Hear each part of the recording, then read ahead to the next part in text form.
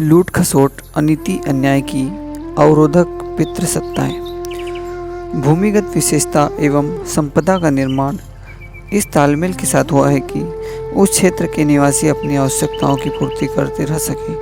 अन्न, फल और औषधियों के बारे में प्रसिद्ध है कि वहाँ के जन्मे लोगों को उसी क्षेत्र का उत्पादन अनुकूल पड़ता है। दूरगामी साधनों से पदार्थों को सुदूर स्थानों तक भेजा जा सकता है, पर प्राणियों की पदार्थों की संरचना में जो तत्व घुले रहते हैं उनका तालमेल न बैठे माने कि लाभदायक प्रतीत होते ही भी हानिकारक बैठते हैं।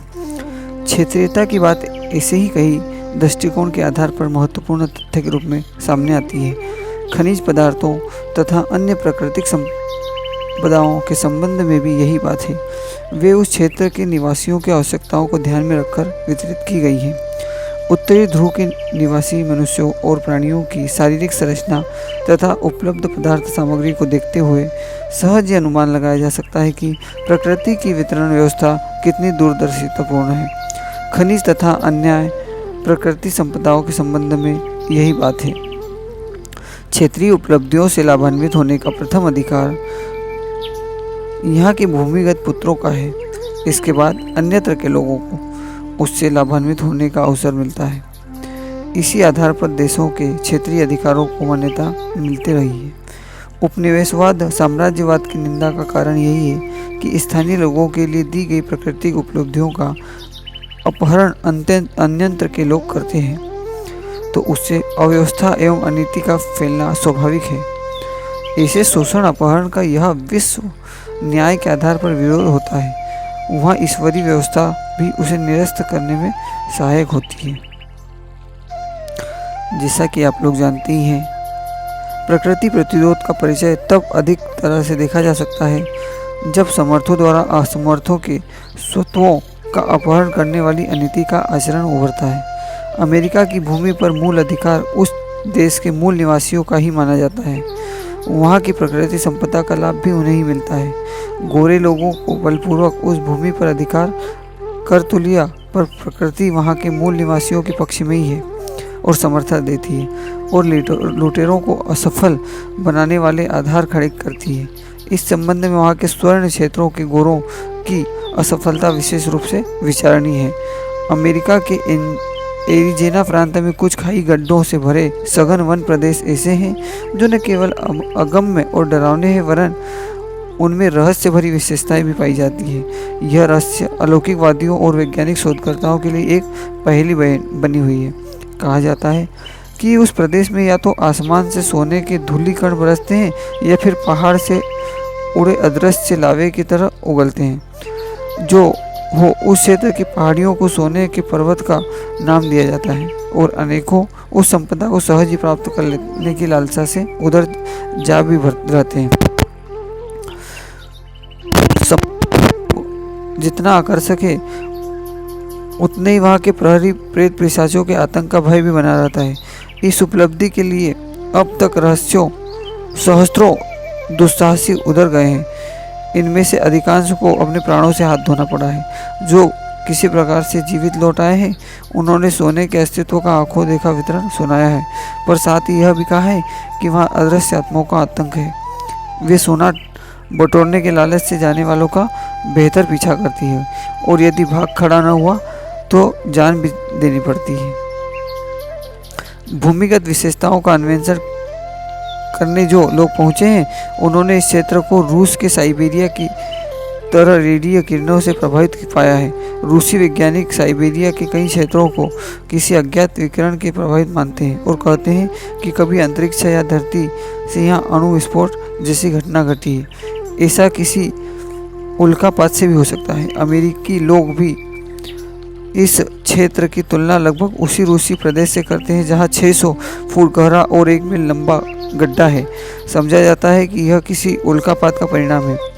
उस क्षेत्र में ऐसे किसी उद्देश्य से जाने वाले व्यक्तियों पर संभवतः विद्यमान रेडियो विकिरण ही आतंकित करने जैसा प्रभाव उत्पन्न करता होगा और उस अप्रत्याशित प्रभाव और भू पलितों का आक्रमण मान लिया जाता है।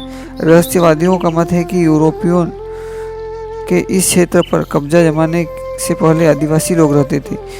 इनमें से अपची कबील मुख्य था। उसके साथ गोरों की झड़पें होती रही और इन मार्ग के कंटकों को हटाने के लिए अधिकर्ताओं द्वारा क्रूरता नर संहार किए जा रहे हैं। इस मृतकों की आत्माएं प्रतिरोध से भरी रहती है।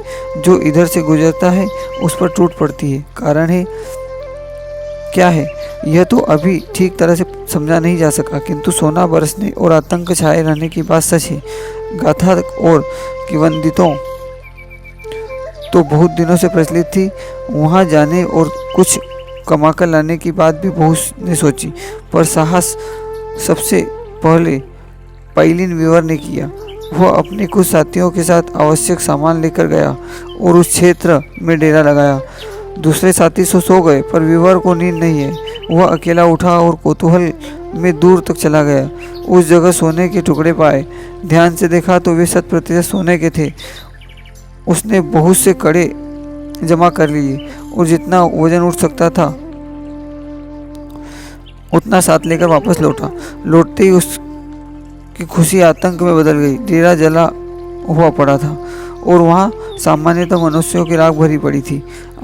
आँख उठाकर पर्वत की चोटी को देखा तो वहाँ से गिद्धों के झुंड उनकी तरफ भयानक तरीके से बढ़ते आ रहे थे।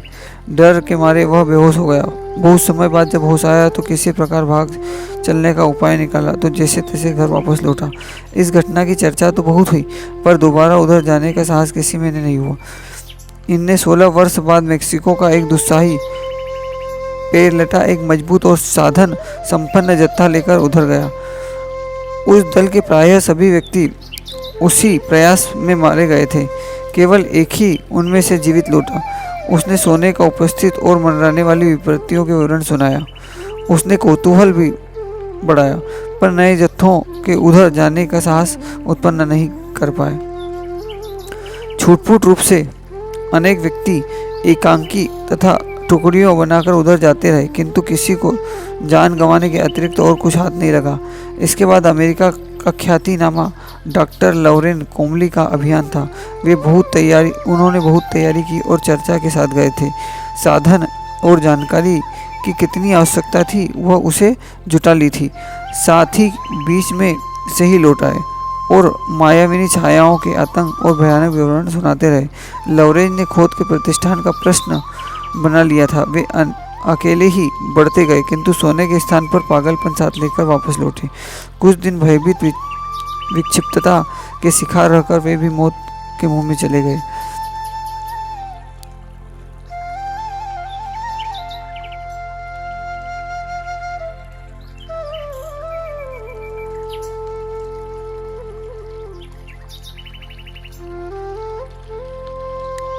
छूटफूट रूप से अनेक व्यक्ति एकांकी टुकड़ियों हो गए। लोनोहुल के व्यवसायियों का एक जत्था स्वर्ण संपदा को प्राप्त करने के उद्देश्य से उधर गया और ऑस्ट्रेलिया के युवक फेज ने रहस्यों पर से पर्दा उठाने की ठानी, पर उन्हें भी असफलता ही हाथ लगी। जर्मनी के इंजीनियरों का एक दल वालेज के नेतृत्व में बड़े दमखल के साथ उधर पहुंचा। वालेज तथा पूर्ववर्ती शोधकर्ताओं की तुलना में अधिक चतुर था। उसने उस क्षेत्र की एक आदिवासी युवती को ललचा कर विवाह कर लिया और उनकी सहायता से स्वर्ण भंडार के स्थान पर छाया के भेद को जानने का प्रयत्न करने लगा। छायाओं को यह पता लग गया। उन्होंने युवती का अपहरण कर लिया और वालेज की जीभ काट ली। इसी कष्ट से उसकी मृत्यु हो गई। उसकी डायरी किसी प्रकार साथियों को मिल गई। उसके विवरणों से पता चलता है कि उसने स्वर्ण स्रोतों का पता लगा लिया था। भूमिगत कहीं रहस्यमय स्थान देखे, ढूंढे और प्रेतात्माओं को चकमा देकर बच निकलने में सुरंगों के माध्यम से सफल होता रहा। इतना सब उसकी आदिवासी पत्नी की सहायता से ही संभव हो सका, किंतु दुर्भाग्य से उसका पीछा नहीं छोड़ा और अपनी जान गंवा बैठा। यह प्रयत्न सन 1961 का है। इसके बाद का अंतिम प्रयत्न सन 1956 में हुए। स्टैनफोर्ड और फरेश नामक दो व्यक्तियों ने संयुक्त प्रयत्न नए सिरे से सोना पाने के लिए किए। उसमें पूर्ववर्ती कठिनाइयों को सफलताओं को पूरी तरह ध्यान में रखा तथा इस बार की तैयारी अधिक थी। प्रयत्न भी बड़े पैमाने पर किए थे। अधिक से अधिक दिन चले और उनका निष्कर्ष इतना ही निकला कि फरेश प्राणों से हाथ धो बैठा और फर्डिनेंड किसी प्रकार अपनी जान बचाकर वापस लौट आया। इस स्वर्ण अभियान में जितने मृतकों की लाशें मिल सकी, इनको देखकर एक ही निष्कर्ष निकला कि वे सभी मौत शरीर से खून चूस लिए जाने के कारण हुए। इनमें से किसी भी देह में कहीं छेद नहीं पाया गया और न ही कपड़ों पर या जमीन पर रक्त बिखरा हुआ पाया गया। यह रक्त चूसने की क्रिया किसके द्वारा की गई, यह भी उतना रहस्यमय बना हुआ है जितना पहले कभी न था। लगता है सूक्ष्म जगत में ऐसे किन्हीं अदृश्य प्रहरियों की चौकीदारी भी विद्यमान है जो न्याय का समर्थन और लूट खसोट का प्रतिरोध करते हैं, अपनी जागरूकता का परिचय देते हैं। संभवतः उस क्षेत्र की स्वर्ण संपदा की रखवाली भी वही करते हैं। यह भी अनुमान लगाने की गुंजाइश है कि जिनके स्वत्वों का अपहरण किया गया, जिन्हें निर्दयतापूर्ण मारा गया, उनकी आत्माएं प्रतिरोध की भावना से भरे हुए उस इलाके में निवास करती हैं और उनकी रोकथाम से मुक्त का धन पाने वालों को सफल रहना पड़ता है। आत्माओं द्वारा न्याय के संरक्षण और अन्योचित का साथ पुत्रों से लाभान्वित होने की अनीति मर्यादा है, उसका उल्लंघन ऐसे कारण उत्पन्न कर सकता है जैसे कि अमेरिका में स्वर्ण उपलब्ध करने वालों को भुगतना पड़ा। ओम शांति।